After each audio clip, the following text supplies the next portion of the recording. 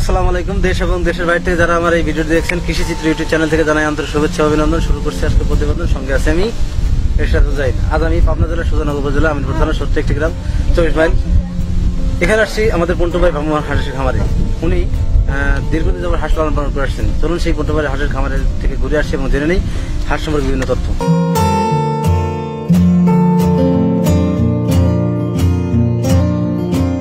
প্রিয় দর্শক, আমি এসেছি সেই ঐতিহাসিক আমাদের গাজনাবির। সেখানে আমাদের পন্টু ভাই দীর্ঘদিন যাবত হাঁস লালন পালন করে আছেন। তার অভিজ্ঞতা থেকে তিনি আমাদের বলবেন আসলে এই নতুন হাঁসের খামার করে শেষ করে তিনি কতটুকু লাভবান হয়েছেন ভ্রাম্যমাণ হাঁসের খামার করে।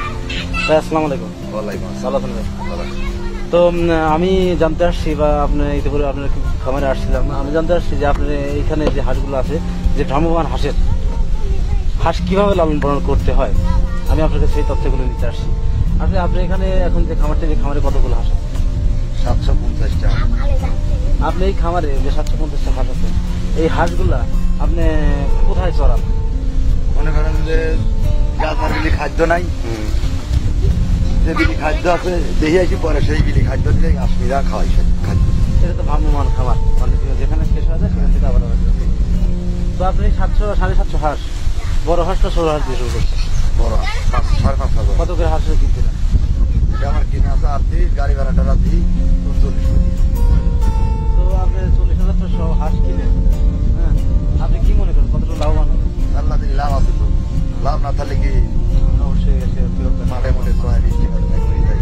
এই হাঁস দেখাশোনা করার জন্য আপনি কি লোক রাখাছেন? আপনি হ্যাঁ, 2টি লোক লাভ। কত কে বেতন দেন? এটার বেতন 14,000, এটার বেতন 15,000। এখন এই হাঁস থেকে কিরকম আয় আসছে? এখন মনে করেন যে 2,200টা আয় আসে। খরচটা কিরকম? খরচ মনে করেন যে আমার 2800 দিন। 3,000 টাকা যদি খরচ আছে তাহলে গাড়ি চলে গাড়ি, তারপর লাভ পাই। এই এক মাস গেলে পারে আল্লাহ দিলে মনে করেন যে আমাদের তার মানে ভবিষ্যতের জন্য। প্রিয় দর্শক, এখন আমার ভাইয়ের পন্টু ভাইয়ের যে হাঁসের আয় 2200-2400 টাকা আয় হচ্ছে, তো ওনার খরচটাই বেশি হচ্ছে। যে পরিমাণ খরচ হচ্ছে বা সেই পরিমাণ আয় হচ্ছে না। কেন আয় হচ্ছে না? কারণ হাঁসের পরিপূর্ণ ডিম আসছে না। তো 700 হাঁস আপনি ডিম দিচ্ছে কতটুকু, কত পরিমাণ? 100 দিনই 300 ডিম বিক্রি করেন কত টাকা? 2400 টাকা। ডিম 2400 টাকা। আমার তো জানার মধ্যে 3,000 টাকা হচ্ছে। কেন? এই ডিমের সাইজ আমার একটু ছোট। এই জন্য দাম কম।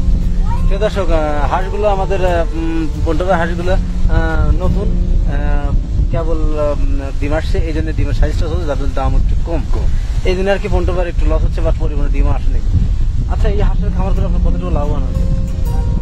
বর্তমান আল্লাহ দিলে চুলি খাই পাচ্ছি, আল্লাহ আমার চলাচ্ছে পাবে।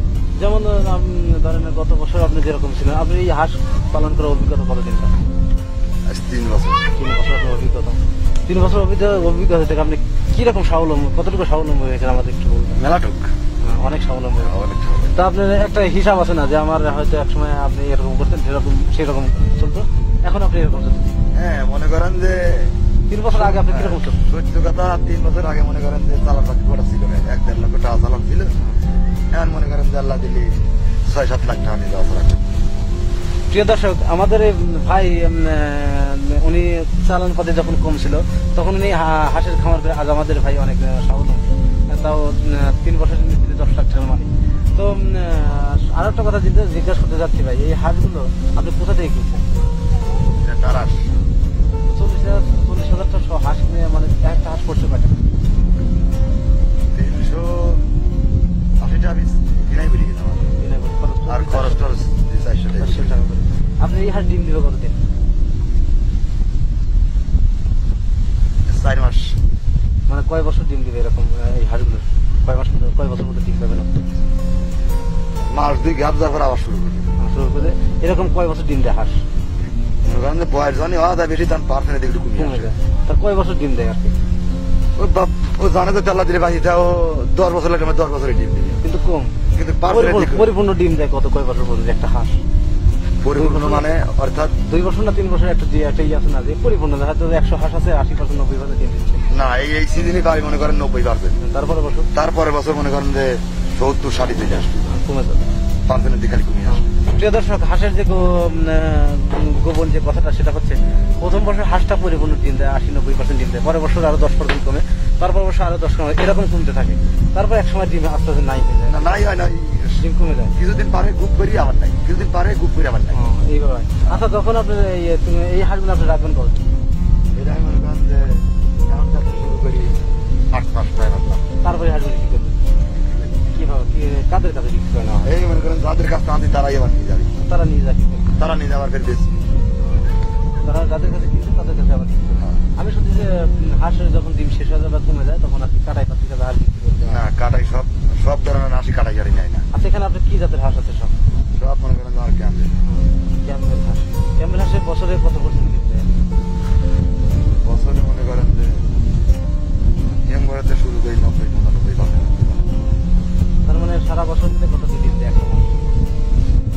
65 দিনে কত দিন? 65 দিনে অত হিসাব করি তাও তো মনে করেন যে এবারে যে 7 মাস। 7 মাস ডিম দেয়।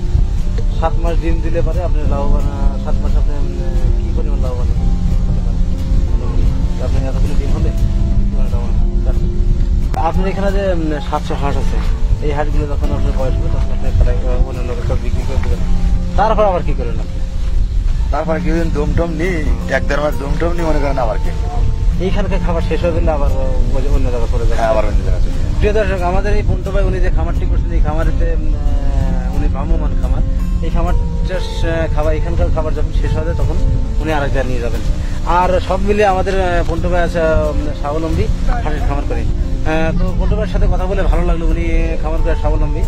তো আমরা যারা নতুন বিহার নতুন খামারি তারা তাদের উদ্দেশ্যে বলছি তারা খামার করবেন, তারা আমাদের পন্টু ভাইয়ের নাম্বারটা ডিসক্রিপশনে দেওয়া থাকবে, তার সাথে কথা বলতে পারেন, যোগাযোগ করবেন। যদি কারো প্রয়োজনীয় তথ্য প্রয়োজন হয় তারা সরাসরি সাবলম্বীর সাথে কথা বলতে পারেন।